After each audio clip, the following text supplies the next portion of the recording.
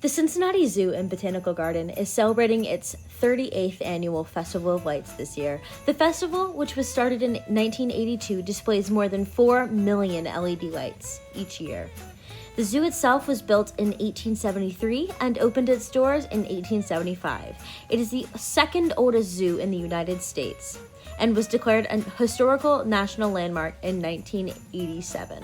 The Reptile House is the oldest existing zoo building in the United States, and the zoo features more than 500 animals and 3,000 plant species and caters to 1.5 million visitors each year. But who cares about all the statistics? Let's get into some animals.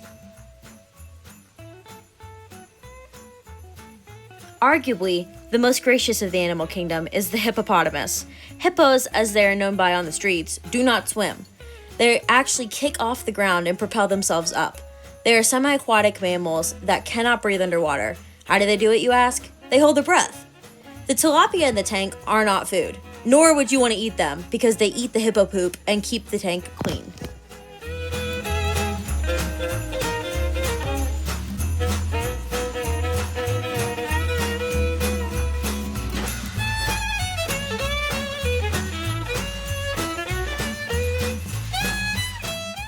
A little less gracious are the meerkats. This bunch came to the Cincinnati Zoo from Disney's Animal Kingdom, but these guys don't sing and dance the hula like Timon from The Lion King. In fact, I wouldn't be surprised with a lack of Hawaiian culture, as these creatures come from the grasslands of the savannah. Also in the grasslands, you can find the fearless lion. This guy is John, but don't let the Disney movies and National Geographic covers fool you. Lions are completely inactive for about 20 hours a day. That's a long time. No wonder they wake up looking for a snack. And I'm not talking about his lioness Imani.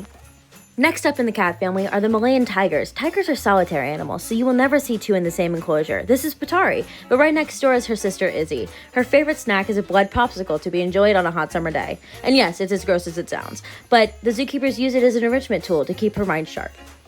Next up, we have the men of many names. Cougars, pumas, mountain lions, whatever you choose to call it, it will not hesitate to rip your face off, which isn't comforting considering how easy they are to find. These ones were cool though. The glass really helps.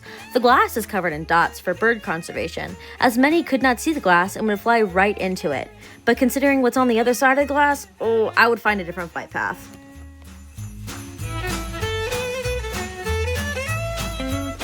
From the cat family, we jump to their mortal enemies, the African painted dogs. These pups were adopted by the Cincinnati Zoo and are all named after, get this, different types of cheeses.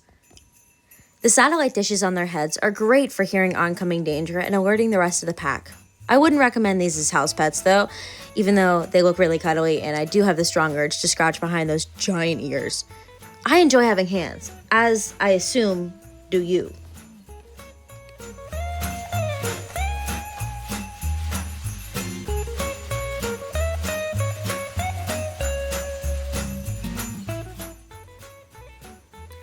This guy right here is Caspian, the Eurasian eagle owl.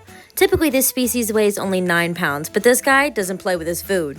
One could assume that Caspian is simply just built different. Speaking of animals that are just built different, have you ever seen a Great Dane with 6 necks? I bet you have. It's a giraffe. These guys have long necks so they can reach the treetops and eat. And when they're born, they're on average about 6 feet tall. That's pretty tall.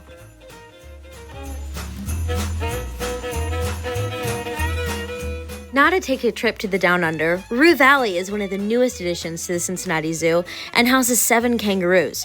You don't want to get into a fight with these dudes though. They stay ready, they always on X Games mode, and they will deck you.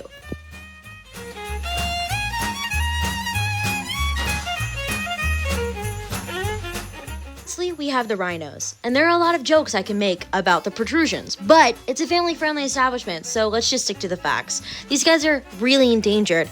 In fact, there are only 2 northern white rhinos left in the world, and both are incapable of reproducing. As a result, we will see the extinction of this species in our lifetime.